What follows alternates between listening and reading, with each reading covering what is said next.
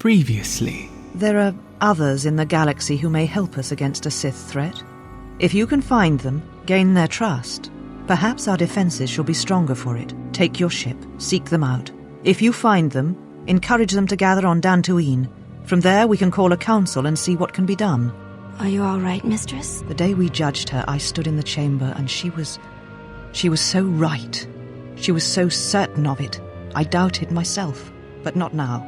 She will never make me doubt myself again. Atris believes the new Jedi Order that shall arise here will need to be guarded and watched by those not touched by the Force. She thinks it will give balance. There is a Jedi here, perhaps, in that you are correct. Yet there are no students, and this woman, this Atris, surrounds herself with those who cannot feel the Force. Curious. You have touched the Force. What does it feel like? Perhaps it would be best for Atris to answer that question. Please, I wish to know. A two-way connection. They best continue this discussion on the Hawk. Mistress, the last of the Handmaidens is not among us. I sent her to travel with the exile. She may discover something I cannot. Mistress, the last of the Handmaidens, she is willful, and she has demonstrated her fascination with Jedi. It may not have been... I know what I have done, but it was necessary. Well, now that we're off that Dajaric board of a planet, I say we burn Sky until we see lines. T3 mentioned downloading some information earlier. He explains that as the Handmaidens connected to his memory core to download data, the connection flowed two ways, allowing him to extract data himself. Now he explains the data in question is information from Atris's archives about the Jedi Masters. What is the machine saying? Amongst all the data, he says he found a holo recording of Surik's trial. It has been a long time since it occurred. She did not expect to discover any information about it after all this time. We seem to have found it. As Revan summoned you, so have you come full circle to return to the Jedi. Why did you defy us? The Jedi are guardians of the peace, and have been for centuries. This call to war undermines all that we have worked for. Is Revan your master now? Or is it the horror you wrought at Malachor that has caused you to see the truth at last? We feel that your true understanding of what happened at Malachor 5 will only happen in time, and it cannot happen here, near the battlegrounds where you fought. You are exiled, and you are a Jedi no longer. There is one last thing. Your lightsaber. Surrender it to us.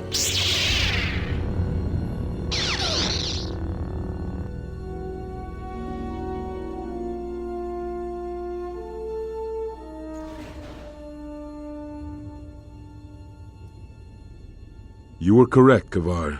When she was here, I felt it. It was as if she was not there. More like an echo. We have not lost a Jedi this day. You felt it. She has lost herself. She is no Jedi. She walked Revan's path, but she was not strong enough. I fear it is our teachings that may have led Revan to choose the path he did. We are not the ones who taught him. We take responsibility, Atris, not cast blame. The choice of one was the choice of us all. Revan's teacher intended no harm, and Revan had many teachers since. Yet they all stem from the same source. Her teachings violated the Jedi Code, and lead all who listen to the dark side, as they did the exile. You are wrong. The dark side is not what I sensed in the exile. Surely the rest of you felt it as well. That emptiness we felt. She has changed. Whatever that wound was, it was of the dark side. We should not have let her depart. She will simply join Revan again, or perhaps worse. What would you have done with her, Atris? Be mindful of your feelings. This is not Revan who stood before you. This one walks a different path. We let her go because we must. Where she travels, she carries her destination with her. Malachor 5 should have been her grave. You saw it in her walk, and in the Force. It was as if she was already dead. No, not death. Many battles remain for that one, if what we have seen is true. But the future is a shifting thing, and she cuts like a blade through it. We should have told her the truth. A Jedi deserved to know. No good would have come from it, even if what you believed was true. Perhaps in many years we will call her before us and explain what happened to her, and how she may be healed. Until then, she must accept her journey. But she may never discover the truth. and she will never know why we cast her out.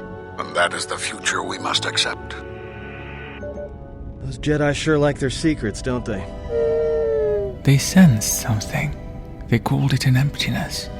Something else severed her connection to the Force, the wound Chodo Habat mentioned. Based on their testimonies, the Jedi were not the ones responsible, but that is yet to be proven. The Masters did make it clear there was a very specific reason why they exiled her, but they did not reveal it. Kreia had mentioned self-preservation earlier. Could it be they viewed this reason, whatever it was, as a threat? This is the main of the several unanswered questions brought about by this recording, such as those on the topic of Revan and his master. D3 also makes a peculiar discovery. He says he found records of the last known locations of Jedi Masters, where they sought refuge, but of the many Masters amongst the Jedi, this data only referred to the locations of those Masters on the Council, who exiled her. A strange coincidence. It is no coincidence. There is some larger plan at work here. Master Zez-Kyle should be on Nar Shaddaa, Master Vrook on Dantooine, Kavar on Onderon, Master Vash on Korriban. They must visit each of these worlds, find the Masters, and obtain answers. Surik will instruct the Masters to meet on Dantooine and collectively establish a course of action against the Sith. This in total leaves 4 destinations to cover before the Dantooine gathering takes place. There's much to do. Those are Atris's records you have stolen. What the hell are you doing on our ship? I have come to join you. I can help you against this threat. Well, we don't want your help. Or any of your sisters. If it comforts you to believe that, then so be it. But the enemies you face are many, and you will need all the help you can get. It is just me, and I am doing this against Atris's wishes, and those of my sisters. I do not believe in Atris's teachings, not any longer. I believe that she condemned you unjustly. Sometimes one must fight. It is the way of things. Battle defines us, and those that refuse to fight are simply afraid of themselves. The Handmaiden may be right. Her skill in battle may prove useful for their cause. And, short of throwing her out through the airlock, there isn't much to do than let her stay. But of course, what does one more matter to our journey? I have had enough of this. I will be in my chambers. Yeah, me too. I'll be in my chambers. But since I don't have any, I guess I'll just go to the cockpit like I always do. If she's coming with us, she gets the cargo hold. Might remind her how fun it is to get locked up. The cargo hold is enough. I assure you, there is little I need. I will attend to myself. There's no need. There are available crew quarters. It is no matter. I am used to worse conditions, but thank you for your kindness. The Ebon Hawk sets off towards Nar Shaddaa. For the duration of the trip, Surik decides to allow the crew, including its newest addition, some time to breathe for a moment and settle in. She also allows herself some time to think, deciding to place her attention into rebuilding the HK unit, having taken a processor from one of the fallen HK-50 units. There was insufficient time and resources to remove any of the larger components given the circumstances, but the processor will be a good start, she thinks, to test the compatibility between HK-50 units and this one. Careful removal of the old processor and installation of the new one will take time, but the burden of space travel allows for it. Regardless of the task's complexity, the process places her mind onto familiar roads, and for a time, everything feels ordinary as she focuses on this single task. As hours pass, the old processor is removed, and the droid is restored sufficiently to welcome the new component. Her task approaches its end, and she is returned to the present moment. Now in a highly focused state, her mind makes a thorough scan of her journey since the day the Harbinger first picked her up, sorting every event into its proper place, much like the circuitry of this droid. She quickly identifies key elements within the mainframe. Their confrontation with the Sith on the Harbinger showed that Kreia knows a lot more than she is letting on. She may even be acquainted with the Sith who injured her. There's also the matter of Atton's secret Achani training. While it does not pose a threat, the fact he never mentioned it or openly displayed his abilities does imply there is a reason he's hiding them. Perhaps he knows she'd ask, and that line of questioning may lead somewhere he does not wish to discuss. The Handmaiden of Atris is yet to earn her trust, of course, though there may be information she could extract surrounding Atris, as Atris's motives remain unclear given the lack of information she had provided, though it's not unlikely Atris simply wanted Surik sent away as quickly as possible. Lastly, amongst the entire crew, Beodur is the one she feels most in tune with, despite their shared past being the stuff of nightmares. As she ventures to the workbench for some additional tools to finalize her work, she is quickly reminded of his calming presence. Where her mind feels more focused during repairs, lending itself a stronger capability for analysis, his relaxes and enters a peaceful mood akin to meditation, the sensation carrying over to her by simply existing in the same space. I'm not sure who got her up and running, but I'm amazed she's even space-worthy. Whoever made these repairs doesn't think like most mechanics. But don't worry, I'll get everything in shape. There will never be a doubt about that. The crew should feel fortunate to have a technician of his skill aboard. They didn't directly discuss whether he'll join them on their journey or why, though she suspects that this is simply where he belongs, as a gear does in a clockwork. She considers discussing their shared past, for it may allow them both to heal. Perhaps once more time has passed, and they all truly feel at home aboard the vessel. The HK processor is in place. It is properly installed, but its functionality requires the replacement of additional components. Nar Shaddaa will surely provide an opportunity to find them. It will not be too long before the droid is operational. There are many hours left until they reach the planet. Surik intends on getting some rest, but only after talking to the crew's latest addition.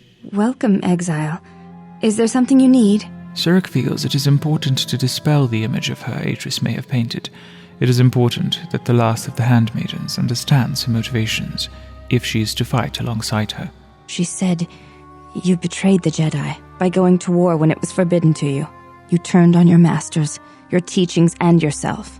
Surik may have betrayed her master's wishes, but she never betrayed herself, and she was never enveloped by darkness, despite what the Jedi Council may say. Atris says that you fell to the dark side in the Mandalorian Wars when you gave in to your lust for battle.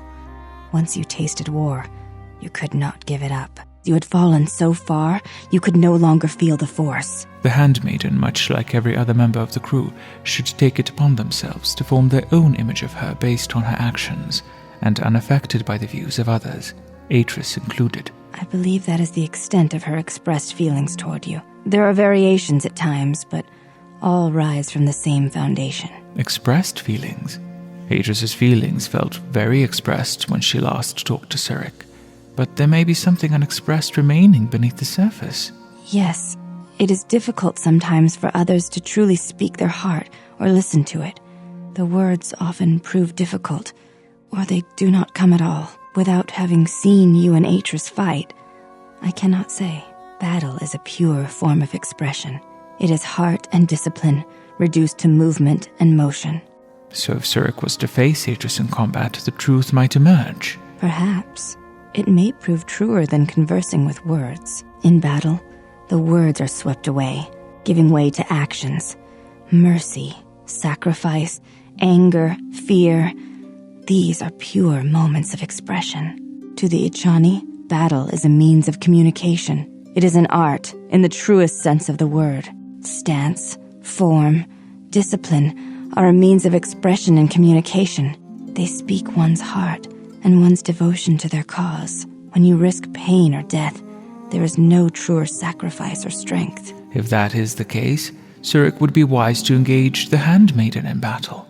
However, she is not trained in the Ichani arts, and may not be equipped for such communication. Training is something reserved for certain caste members of the Ichani, but I do not see the harm in instructing you in some basic principles. I do not understand how you and Atris fight, but I will instruct you on how Ichani children are raised on warfare. Surely her ability level is more advanced than that. All Ichani fighting principles rely on foundations. If one does not understand the most basic of fighting moves, it is not possible to understand the higher tiers. It is similar to learning the alphabet of a language before being able to use words, then sentences. As a foundation, I will instruct you in our elementary movements.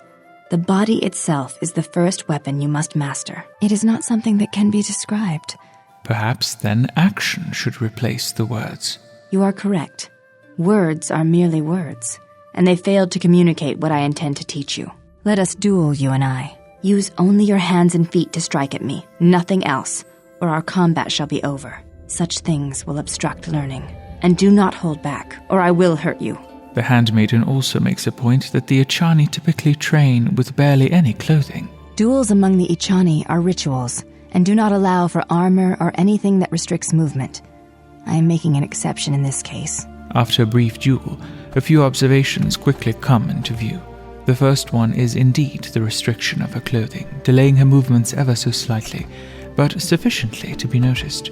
The second is her opponent's focus. It appeared to falter at random moments, as if a wave of thought overwhelmed the Handmaiden, suppressing the thoughts of combat. You fought well, but you announce your motions before attacking, sometimes quite loudly. Take as long as you need to recover, and if you wish, we shall fight again. Surik notes the Handmaiden is quite difficult to hit. She excels at evasion and blocking, regardless of the strength of the impact directed at her. Of course. I do not wish to be hurt. If you wish to hurt me, then you must try harder. It is not a contest of raw strength, but of action and reaction. As the two continue their training, Surik processes the information she is obtaining from the Handmaiden, sensing her resolve, but also her wavering focus. Throughout the entire training session, she is given useful information on how to become better at the art, implying the Handmaiden truly wishes to teach her. She also notes the more subtle communication that takes place in combat, the intent conveyed through body language, facial expressions, even grunts that emerge in key moments, when an attack lands or defense falters. The two continue their training for several hours. Eventually, exhaustion takes hold, marking the end of the training session. I do not think you are ready for further instruction. Each movement of our arts demands some time to use the art in battle, or to examine how it may be best used in battle. It will suffice, as both obtained much information to process. This training emptied the remaining energy in Surik's reserves, and she decides to use the time left to reach Nar Shaddaa to get some rest. It will no doubt be needed.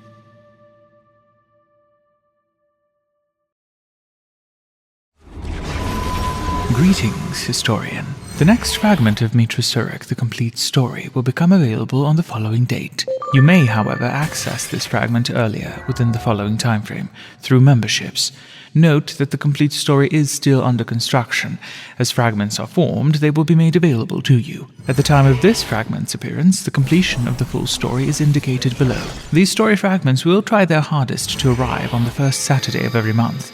And as streams also typically take place on Saturdays, join them to share your thoughts and opinions. There may be one taking place shortly after this video, so examine the top of the description for more information.